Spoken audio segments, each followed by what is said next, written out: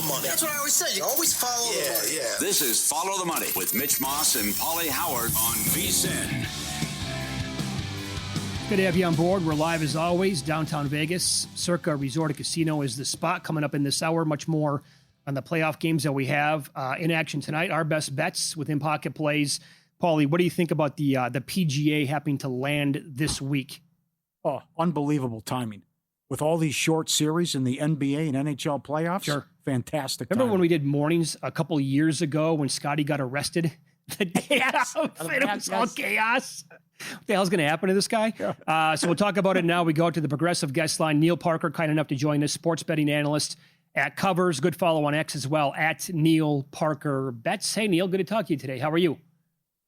Hey, guys, I'm awesome. It's a great start to the sports week. You mentioned I'm big into the NHL playoffs as well, and baseball's just starting to hit stride too. So it's an awesome point in the sports calendar, and we've got a PGA Championship here at a course that probably is going to be very scoreable this week. So it's going to be great for television, and maybe not as great for some of those golf fanatics that have liked the recent trend of the PGA Championship sort of resembling a US Open style and scoring, right? So I think we're going to see some guys go low this week, boys. Okay. Well, what kind of a course is it? How can you break that down for us? And then the weather overall, what's that looking like? Yeah, it's damp already. It's supposed to be some precipitation both round one on Thursday, round two on Friday. So ultimately, when this course is playing its toughest par 70, be stretched out at a max to roughly just under 7,400 yards. So it's gettable. And if it's not firm and it's not fast, these guys can air it out and bomb and gouge off the tee and take their chances with wedge in hand into soft, receptive greens, and strong ball strikers who play those wedge shots well are going to have plenty of looks at birdies. The only true defenses I think they're going to be able to have this week is if they let the rough grow up long and narrow in the fairways. Otherwise, these players, the technology, their skill sets, they're too good tee to green to not put up incredibly strong scores. And to put that in perspective, the last time the PGA Tour visited this track, 2018, Justin Rose won at -20. I know that Tiger Woods and Rory McIlroy tore it apart. I believe both had opening round 62s. So when you take the technological advances that these players have in the bag and in their hand with the golf balls they're playing, we could see a number of low scores this week. So a lot of bunkers. That's going to be a little bit of a challenge. Large greens with, huge contours similar to Augusta National. But still, there's just not enough defenses here with wet weather and, really receptive greens. So you want those guys that can put circles on the card. How about, let's change things up. How about some guys you're fading? Yeah. Well, I'm not, I'm really low on Rory McIlroy coming in.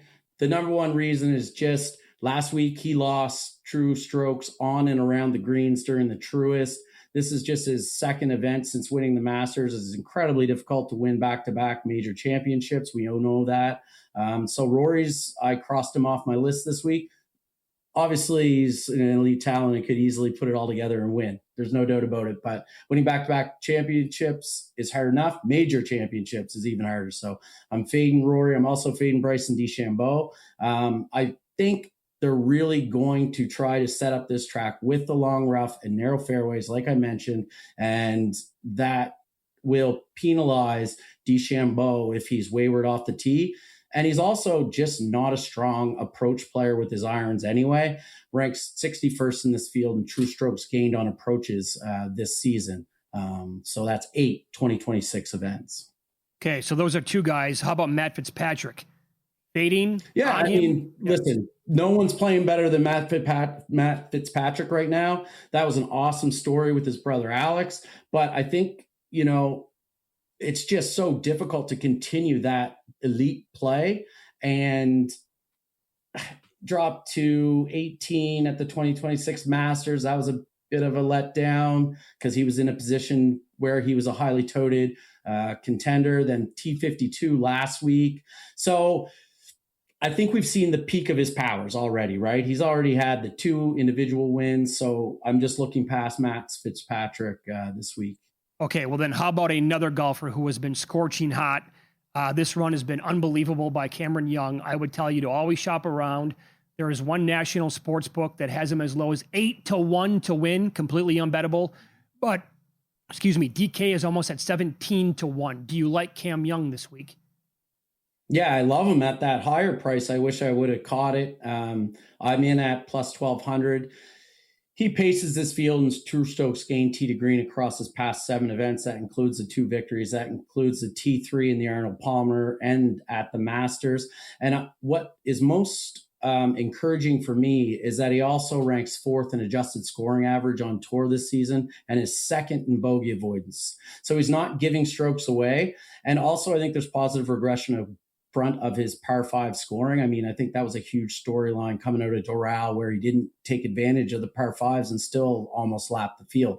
So there's only the pair of par 5s here this week, but I think that a little bit of positive regression there to his par 5 scoring paired with his excellent par 4 play. And like I said, he doesn't put many squares on the card. So he's going to be a tough man to track down if he continues his strong play. And every indication I see, both statistically and stylistically and just his poise on the course suggests to me that he, unlike I just said, Matt Fitzpatrick may have passed the peak of his powers. Cameron Young is right in the heart of an automatic stretch of golf that he's making it look easy. And that gives me the extra confidence to go to him at the top of the board. And it looks like DK has by far and away the best numbers in the placement markets as well. You can get 3-1 top 5.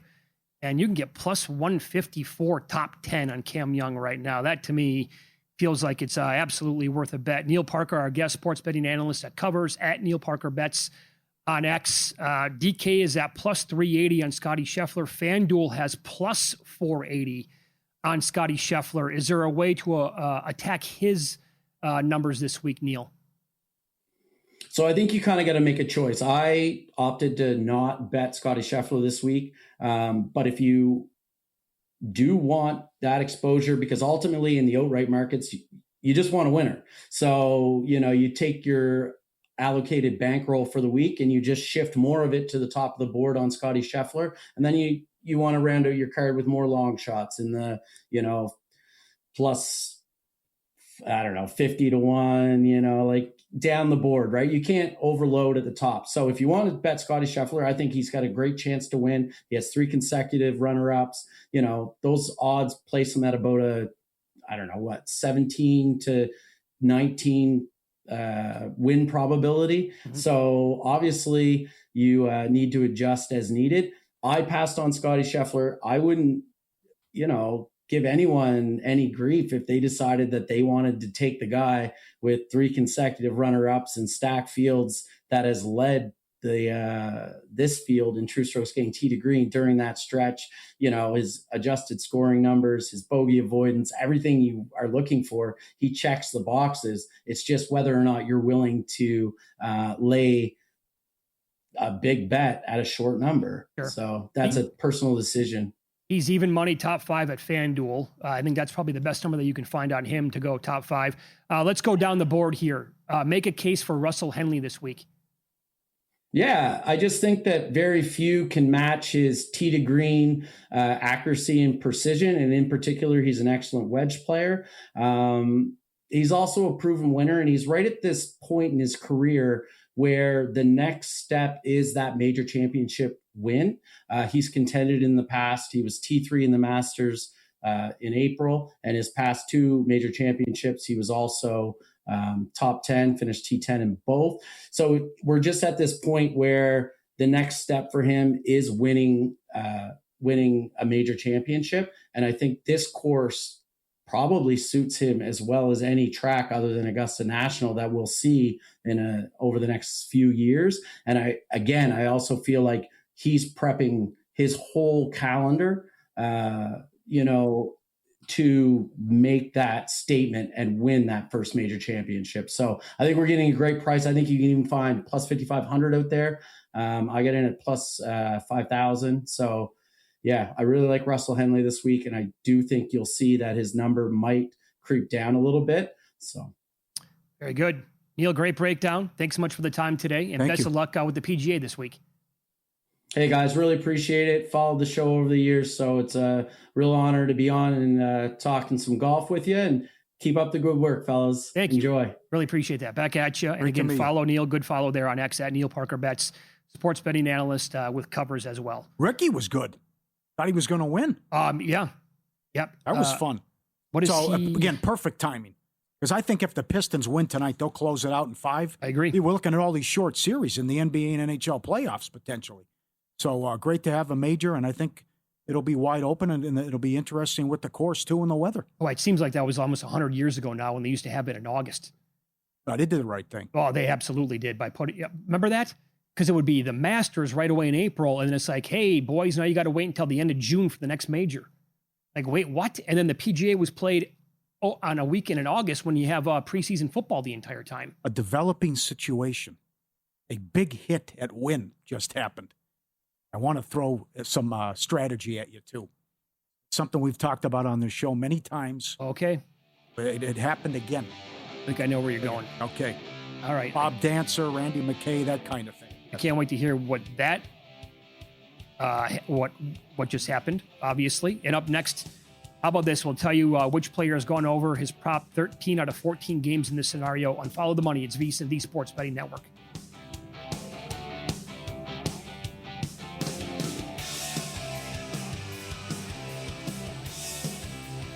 Let me get your attention real quick, podcast listeners. I've got something for you that almost feels too good to be true. First, credit where credit's due. If you're listening to this podcast, you're already leveling up your betting game. You're riding along with our best bets and top angles. And when there's a good game on, you're getting involved with a few props and alt markets as well. There's one more layer if you really want to step things up, and that's VSiN Pro. I've mentioned it before, but things are only getting better for our pro subscribers. We just rolled out our MLB prop projections, breaking down some of the best edges across strikeouts, hits, home runs, and more. And that's on top of everything else pro subscribers already get, including public betting splits, expert picks, and betting guides across the sports calendar. If you haven't tried it yet, stop sleeping on it. You can get your first month just $9.99 or save big with promo code POD26 on the annual subscription. Hit the link in the description and start cashing in with VSiN Pro. All right, back to the show.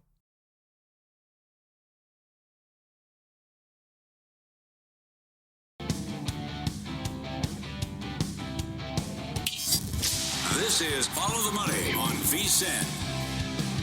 Guy, what's this developing situation? I can't wait to hear it. Got it, Luke?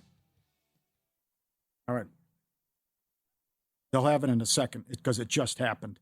It is, your guess was correct. It's a video poker machine. It's the same guy who at the win high limit was dealt the 4s and kickers for $500,000. I had just left. And then the friend of a friend who hit the 40,000 was there, and he saw the whole thing transpire again. It does involve triple-double, getting dealt aces and a kicker. And do you hold the kicker? How many aces was he dealt? He was dealt 3 aces with the 3. And he held the 3? Yeah. Well, triple-double is probably different than double-double, right? Yes, it is. Because yes, but it still is the same. It's still this discussion about the correct hold is to hold the kicker, but I don't like to do that. But Bob Dancer and Randy McKay say you do, but you're talking about a jump from, if you get 4 aces, it's 800 credits. If you get aces and a kicker, it's the same as a royal, 4,000. So that is a monster if you get that ace. That's a big time. That value on that card is huge. Like I want as many shots at the ace as possible. Uh-huh. Usually what agree. I say. Now, is it single play or was it triple play? 10 play. 10 play. See, then but I don't play triple double. I play double. Yeah. So I'm out of well, triple double is hard to find too. Yeah, right. Especially on Ultimate X and some of the other stuff. But we do see it when people send stuff in throughout all over the country. So my guess is then if you get dealt 3 aces with a kicker on triple double, when 4 aces in the kicker is worth the same as a royale with cheese, you probably keep the kicker then. That would be tough for me to do, but that's probably the correct strategy. Yeah. It's also hard to do when you're playing stuff with multipliers as well. I know it. What he popped it? But that What he popped this one for? he got one of them. On the last one, he got the one ace. He held ace, ace, ace 3. He did get the ace, $100,000, Oh, $25 denomination. oh man. Same guy who hit $500,000 a couple months ago when he was dealt 4s and a kicker on triple double. So that would have paid what without the kicker? Had he not kept the 3? Just got 4 aces. That would have been only 800 then. 800 Got it? credits. Bam. Good job, Luke. Here it is. Yeah, so then it's 20,000. Yeah. It would have been 20,000 had he only got one without the kicker. I'm sure he was pissed, but you start out. He went 0 for 9, and then top right, he got it. Well, but getting one is Great. unbelievable. Then again, you look how much you're playing. It's $12.50 a push. How much did he put in the machine? Because now the machine says 140, almost 147,000. That is the stuff over there will blow your mind. You walk by and almost every person has got 20, 30, 40 grand in the machine that they're playing. It's nuts. It's bizarro world over there. So this is 250 a push, right? No, $12.50. Oh, 1250 a push, yeah. God, I was $1,250 a push. What do they have $100 denomination for 10 play? I only saw 3 and 5. I only saw Triple play. I only saw triple play. Okay. Yeah. But some gal there is playing 500 a push. Like 3 of a kinds since the rule changed. But like Full House and stuff, all that's taxable. So Sure. every time she's, you got to reset the machine, come in, put your code in, whatever. But look at that. Wild. 1,250 a push. And how about the same guy? Nice territory to be in. And the same guy who again got dealt the 4s and a kicker. Right. Not that long ago. Come in, walk out with $500,000. So I don't know. That was the great story about the last time. He had just sat down and put money in the machine and popped for $500,000. So here, maybe he's stuck. I don't know. But if he's able to do it right away again, okay, you're up 600,000. Call it a day. Well, that can dig out of many holes, I would think. Yeah. There. Here's the guy I was talking about before the break. Talked about this earlier in their show. Bring it up again here. Great breakdown from Jonathan Davis on vsin.com. NHL senior betting analyst here at the network. The player to look at tonight for the Wild is Vladimir Tarasenko. When Joel Eriksson Ek does not play, Tarasenko has gone over 1.5 shots on goal in 13 out of the last 14 games. When Ek does play, Tarasenko has only gone over 3 out of the last 6 times. So 1.5 shots on goal, I believe price around, 130? And Luke, I'll throw that one at you. Do we have any, do we have an update on Eriksson Ek if he's going to be playing in the game tonight? If not, pretty good angle, I think. Tarasenko. Yeah. And they're eyeing a goalie change too. I can't get confirmation on that either. I think that would be a mistake. So do I. Blackwood hasn't played since middle of April. And we saw how it went for the Wild when they did it in game 2 and put Gustafsson in. That's risky business. And as you know, I played. Yes, I'm aware. I will share the one story with this too. That I was very good my junior year. Senior year, not. I lost my job. But I hadn't played in like a month. And in a 4-1 game in the third period, because I was a senior, the coach said, I'm going to put you in. I didn't have the guts to say, because I hadn't played in a game for so long. I'm like, I know it's going to, I was pulled like, I think I gave up 3 right away. Right away? I'm like, right? I just think it'd be a big mistake. He knows his team better than me. But I just think playing the position, and we already saw it backfire in spectacular fashion. I just think it'd be a mistake to change goalies, and you're going to a guy who hasn't played since the middle of April. Let me ask you this then. So what would be the play then? Would it be the Wild to even the series up? Would you like the over again because we're getting a ton of goals here? Maybe a little bit of both? 6.5 is high. I would say the Wild, yes. And the Wild if there's a goalie change too. That's what I'm saying, right, yeah. If there's a goalie, yes. The other thing too, and you saw it Friday night in Anaheim, two things cannot happen, especially when the building's on fire. You can't give up an early goal, and you can't give up a soft goal. And both happened to Anaheim. Yep. You look up, shots are 10-3. They're down 2-0 because Vegas scored a minute in, and then he gave up a softie.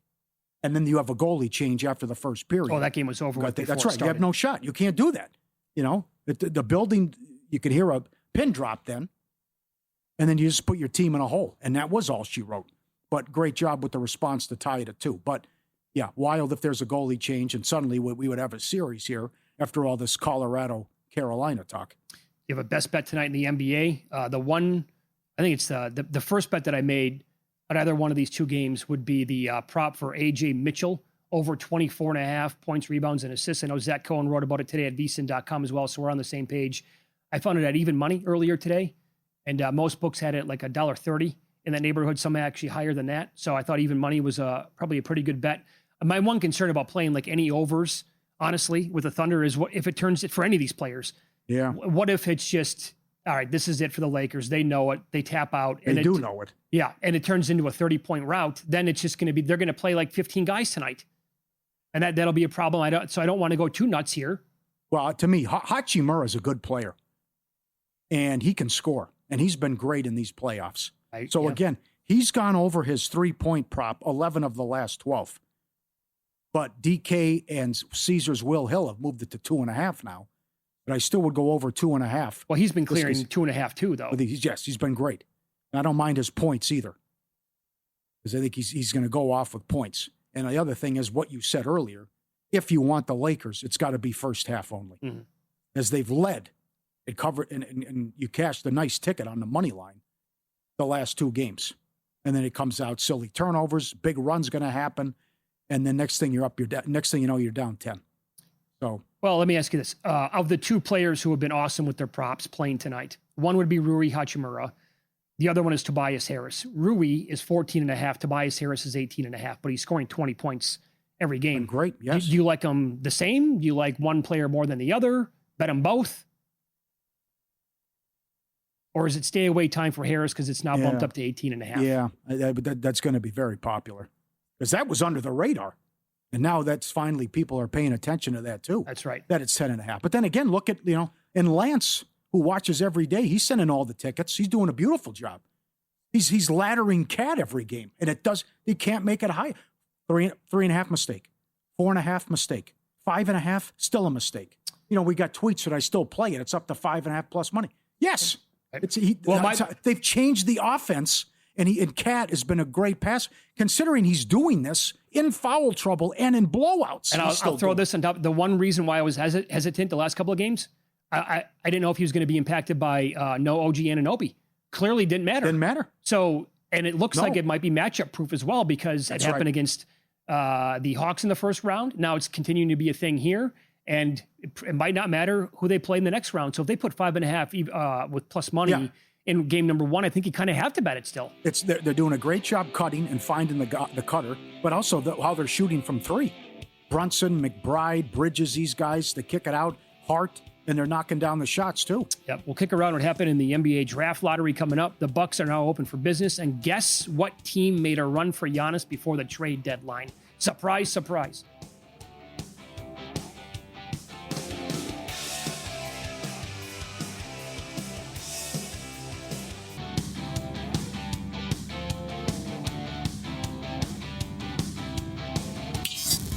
This is Follow the Money on VSiN. Looks like we have a couple of updates here to the hockey game that we have tonight. Eriksson Ek is not playing. He is out. So that means, again, Tarasenko would be the pivot for shots on goal over 1.5. I'm seeing about minus 135. And what are we seeing here with the Avalanche goalie situation? It's Blackwood, the lumber company, Wedgwood out. That hurts and almost kills our Conn Smythe ticket. Oh, it's dead. Goalie change now. He's been lit up in 2 of the. He got pulled in game 3. That game 1 was 9-6, even though he was sensational in the Kings series. So Blackwood is in game 4. So I like the Wild now. Yeah. How about you want to take a goal and a half? It's minus 204 here at Circa. Plus 1.5 goals. I don't like doing that. We are getting carried away. This is outrageous with how early we're pulling goalies here. Crazy. It's kooky town. 4 or 5 minutes? Stupid. I know. It's not. It's easy to get an empty net goal. You're down. If you want to be down 2+ goals and try it, fine. If it's a 1-goal game, 90 seconds. No more than 90 seconds, unless you're on a power play. Can't believe they're doing some of this stuff. Well, yeah, I think the Wild, boy, oh boy, in a good spot now to tie this series up, to go back to Colorado, tied it 2 apiece. This is the Buffalo-Montreal series, which will resume tomorrow. Buffalo's in trouble. But after Buffalo took game 1, people were saying Montreal's in trouble. And now they bounced back and took the next 2. Well, with ease, too. Buffalo just needs to stay composed, just go out there and play their game, win it tomorrow night, and go back to Buffalo tied at 2 apiece. Because then it's a totally different ball game, and the swings that you have in the NHL playoffs are just absolutely insane. Well, and with the stuff over the weekend, too, we have a new favorite to win it all. That's Carolina. How well they're playing. That's ridiculous. Again, it hadn't happened since 1987. No one had done it. 8-0 to start. And what Anderson's doing. The goals against of 1.10. And the team total under all 8 games. Can't score on a .950 save percentage. Which team here between the two that are playing again tomorrow night would give Carolina its biggest test? I love the Montreal goalie, by the way. He's 21-1. Dobish been good. So he's in that neighborhood to win the Conn Smythe now. Did you see what he said after the last game? I got to read this. This is good. About being like a hero. Yeah. It's so good. I mean, just like he's a guy that you can go out and drink a beer with, no problem. And Dobish was asked what it's like becoming a cult hero in Montreal following the 6-2 win. I'm just a goofy goalie who tries to stop pucks. I don't call myself a hero. I go home, eat, and watch Game of Thrones and go to bed.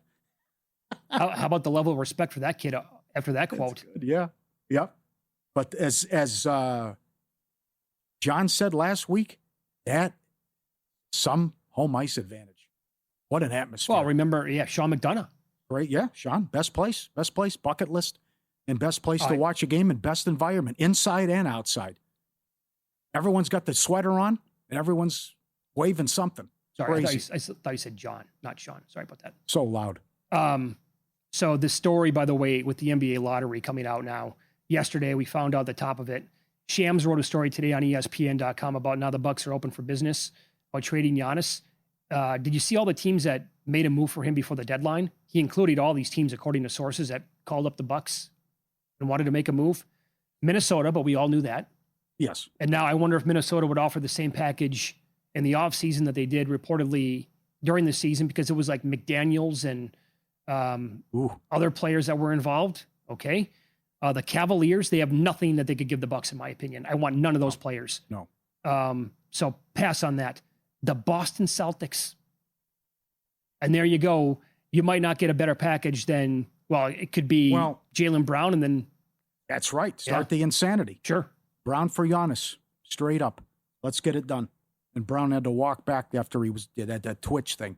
I would ask the Celtics to throw in Pritchard, and then I'd do it. Well, the one thing that was reported was that Miami made an offer and that the Bucks weren't that serious, but they offered Hero, another player, and a bunch of picks and swaps.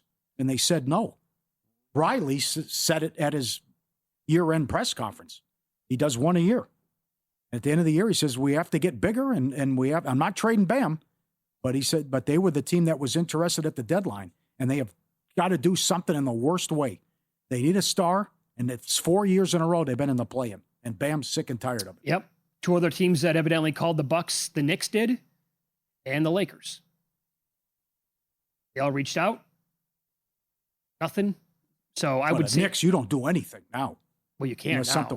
No, chemistry and what they're doing is incredible. They have lost 2 games. I know they both were by 1 point, but they have lost 2 games in the playoffs, and the Warriors started off sweep in 20. They have a better point differential than the 2017 Warriors. Right. I mean, they no. So you're body bagging teams. You're not changing anything if you come out of the East. No way. Maybe if they flop, and if they were to lose to Detroit in like 5 games, then you'd probably have to re-examine things. And how beautiful the offense looks right now since they made the changes, and Cat being the point center. There's also like Awesome. an idea that this was thrown out there. The Bucks might put together think about this package. Kyle Kuzma, Bobby Portis, and like the 10th pick. What does that do for anybody? You're going to bring in a star player around. And why would you do that? Your team's going to stink yet again. They have just failed this guy so many times, it's not even funny. You have basically one option, and that is to trade him and get as much as possible for the guy. And it kills me to say that because I never wanted him to go anywhere as a guy from that state. But it's on them. The number 1 overall pick in the draft odds, Debance is minus 425. Can you make a case for Darren Peterson now as this thing has swung big time? Yeah, you can sell the creatine thing with the cramping. Sure you can. You can sell that. Mm-hmm. Again, he was a $5 favorite or heavier during the college basketball season. At the time, I reached out to my buddy on the East Coast because you can't bet that here in Nevada. I said, we need to get down at Debance as soon as possible. He was almost 5-1. Mm-hmm. They didn't offer it either where he lived. So that's over. That ship has sailed. Yeah. And now maybe the one play would be maybe this whole thing would come to fruition if Peterson could sell teams on it where he, and oh, by the way, maybe Washington is higher on him anyway. Right. And the big thing is do we have a trade? So if they're open for business and they might move the pick, then that could change things as well. If I'm Utah, why not? Go for it. Sure. Utah should make the trade, move up one spot and get him. See what it would take. Now, you're not going to break the bank here, but you shouldn't have to.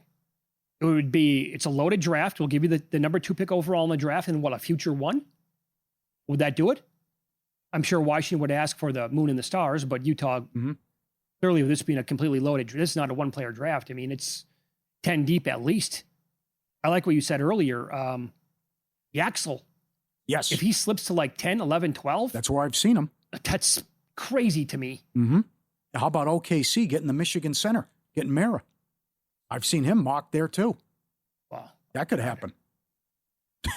Repeat, win the title again, no problem, and then just get another piece. What happens But they could do something, though. If you want to talk about assets, and they just have so many good players and picks coming out of their ears, they could maybe do something, trade some people, move up top 4, top 5. Sure they could. They have a couple in the first round this year. They could package that and with like a future pick or one of their players and move up basically as high as they wanted to. It's like, which player do they want? Did you see what the Mavs did? They hired Schmidt. Yeah. From draft. Ujiri hired him. He used to work for ESPN as a draft expert. Right. Good for him. Yeah. Puts in the work. Pays off. He's respected. Yeah. I would also, at prediction markets, you can bet on which team is going to draft AJ Debance. And Washington is like a little bit more than a $2 favorite there. So it's not overwhelming. It tells you they might be open for business.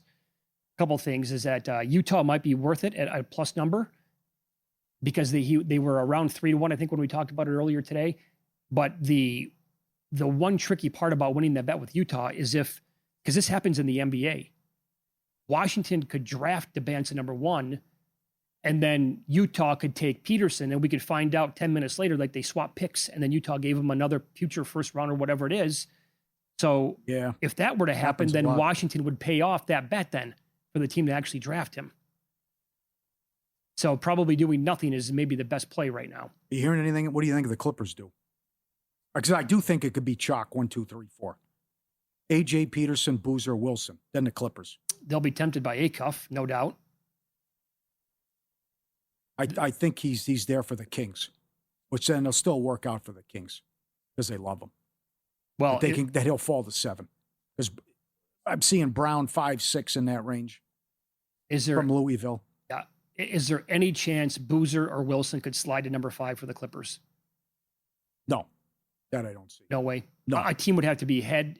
The one scenario for that to happen would have been the Kings drafting top 4 because we know that they love Acuff. Yeah. And that's a team that loses their mind drafting anyway. Well, there's been a lot of love all year for Pete. I'm seeing him mid-20s. I couldn't believe that. For who? Kid from Arizona. Oh, Koa Pete, yeah. Yeah. Yeah. Well, he took the college basketball world by storm to begin the year. It just tells you how good the draft is overall. Yeah. In Pocket Plays, what we're betting tonight and beyond coming up on Follow the Money. It's VSiN, the Sports Betting Network.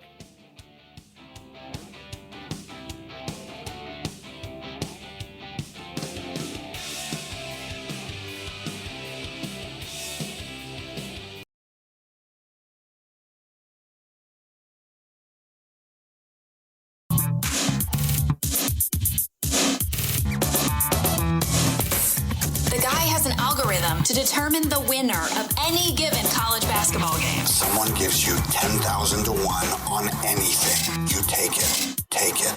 Take it. I bet you $20 I can get you gambling before the end of the day. No way. I'll give you 3 to 1 odds. Nope. 5 to 1. Nope. 10 to 1. You're on. All right. Recap the weekend. No, I wish that was a winner. Sixers, no good. I got +2 in that game, and then money line went to 4.5. And the alt under, Knights, Ducks, loser. Sabres, Canadians, winner. Pat over assists again. Cashed every game. 8 in a row since they made the switch after Game 3 against Atlanta. And I'll tell you, it's with ease. And if you're playing these ladders like Lance, oh, mama. Can you imagine? I was so frustrated Friday night. But I know it comes with the territory. Can you imagine how many assists he would have if he doesn't get in foul trouble? Well, here's the thing. I mean, it's every game, and he looks around like, oh, how could you call it? I mean, they're silly, stupid fouls. That's why it's so frustrating. But it's not, because if he did not get into foul trouble, maybe he has 10, 11 assists every game, and then the number becomes completely unbettable. Okay. Yeah. They've gone to 5.5, but that's it. 5.5 was plus money on Sunday. No problem again. Yeah. I think he had 1 at halftime. Yeah. At 1. Luke, you're killing me.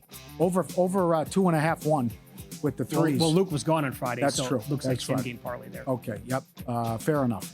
But the worst beat, it's got to be the worst beat to have 15.5 points Friday. And he has 15 with 3 minutes left in the first quarter. He doesn't score the rest of the game, doesn't get hurt, isn't in foul trouble. Just couldn't make a shot. Flyers team total under winner. Hurricanes to win in regulation. They won. Had to go to overtime. Shots were like 40-10 and a goal disallowed, but no good there. And I thought down 0-2, the Sixers could make it interesting. Bad read there. Certainly Embiid couldn't move at all on defense, and they did a great job attacking him as well. So the plus 750, no good. T-Wolves plus a game and a half, minus 180. Thunder to sweep the Lakers. That'll cash tonight. Man City to win the Prim, in trouble. Tottenham to stay up. Big draw today. They drew with Leeds. Leeds scored late. I still think Tottenham's going to pull it off, but it's going to be squeaky bum time. Cavs to win the title, 40-1. Ducks to win the series, plus 310. Ducks plus 2.5 games as a winner. He's tied at 2 now. Big win for Anaheim to save their season. The new plays, the Champions League final in a couple weeks. PSG to lift the trophy, minus 160. I don't think Arsenal has enough offense. Wild tonight, Montreal tomorrow, and to get it done. Plus price and regulation if you want it. Buffalo in trouble. Timberwolves plus 10.5. Good luck. All right, Paulie, back at you. How are you feeling about Anaheim? I think it's anyone's series. Of course it is. There's no question it is. They got the power play going. Now we that go. Was, here's 3 power play goals. Finally. I know Vegas has a good kill, but finally Anaheim got the power play going. Here's the best sign. And again, why the hockey stuff can just swing from game to game. They were killed in game 3, and they bounced back last night like it was no problem whatsoever. And they were the better team over the first 2 games of the series anyway. So 76ers, money line, that was a loser, not a winner on Friday night. How do you come out of the gates and play that well in the first quarter, and then that's all you have? Now, credit New York, obviously. Paul's getting good looks, though. Well, God, man, again, this organization, they're so spineless. It drives me nuts when they go into these funks like that. And I don't know, maybe they're happy with getting by Boston in the first round. And they'll like you said with Embiid, what do you say, best year of his life ever? It was a bad result for us, but for me, it was a success. Okay. You got swept, buddy. Yeah. Which I know he's excited about the future and think there's hope, but you only play in 40 games. Another thing, we have to downgrade the Philly fans. It's a home game. 1,000%, and it's embarrassing every single year. It's worse. It does. Embiid came out because he knew what was happening And you're right, it got worse. Yeah, it did. Which I know it's close still. You can't let Knick fans take over the arena. It's a home game. Embiid is the only MVP ever, think about this for a second, to never play in a conference finals. And voters forced the MVP on him that year because they didn't want to give it to Joker again. I'll never forget that. Yeah. So this one was lucky, quite frankly. I didn't know whether or not to go points or threes over. George over 2.5 threes was a winner at plus 105. I 6 minutes in. If you're adamant about calling that the worst beat of your life, I'm not going to disagree. Yeah. Right. Injury, okay, it happens. Foul trouble or something, pull him, blow out. No, none of it happened. Nope. He just couldn't make a shot. No, the Schauffele bet, that was from this previous week. That's a loser. He did not finish top 10. Again, I've been on Xander Schauffele a bunch of my life. He's never won outright when I've been on him. I go top 10 when it makes a lot of sense. All the numbers are there. He finished like 61st. Other pending, Sinner French Open plus 150. Teams that I have for most wins in baseball in May, Rangers, Guardians, and Yankees. I'll tell you this, it's unless the Rays or Cubs run away and hide with this thing, this is going to be drama again. Filled with drama the entire month and down to the wire. The Thunder to sweep the Lakers minus 105, Ducks to win that series plus 140. The new stuff that we have going on tonight. AJ Mitchell over 24.5 points, rebounds, and assists at even money. The Rays money line, you're going to give me Rasmussen and the team at plus 115. Just swept them, yeah. Sure. I'm on the Wild plus 129 with the goalie change for the Avalanche. What do you think about first period over, by the way? Yeah, that might not be a bad angle. That's not bad. And this is for tomorrow. Suzuki over 2.5 shots on goal. Rich in Canada special plus 126 out there as we speak. Yeah. I called him John. Rich in Canada. Okay. Yes. Sports calendar never stops. Sharp Plays covers it all. Winning for 15 straight years. Getting info from sources and bettors worldwide across all sports and sending it right out to subscribers. When they move, the books take notice. Advanced AI, trusted insider intel. They find the value before the numbers shift. Respected, watched, and feared. Start winning with them. SharpPlays.com. And love the daily Mr. Poison tweets and updates. SharpPlays.com. Been with us since day one. Give them a follow. Get on board and win with Sharp Plays. Cleveland is up on top of the Angels 2-0 already. Now, is the big guy in already? Let me check the box score. They got 2 in the second. Was that off Manoah? Okay. No, he's not in yet. That was not. Okay. It was supposed to be him with most of the bulk because they went with an opener, but not yet. Well, I'll say this about the Angels. Soriano needed a big-time bounce-back start yesterday, and he got one. He was fantastic. Struck out 7, gave up essentially nothing. 7 strong innings out of him again. Humans is coming up on VSiN primetime. Again, you remember what he got Schlittler at for? Yes. 300-1 to win the Cy Young?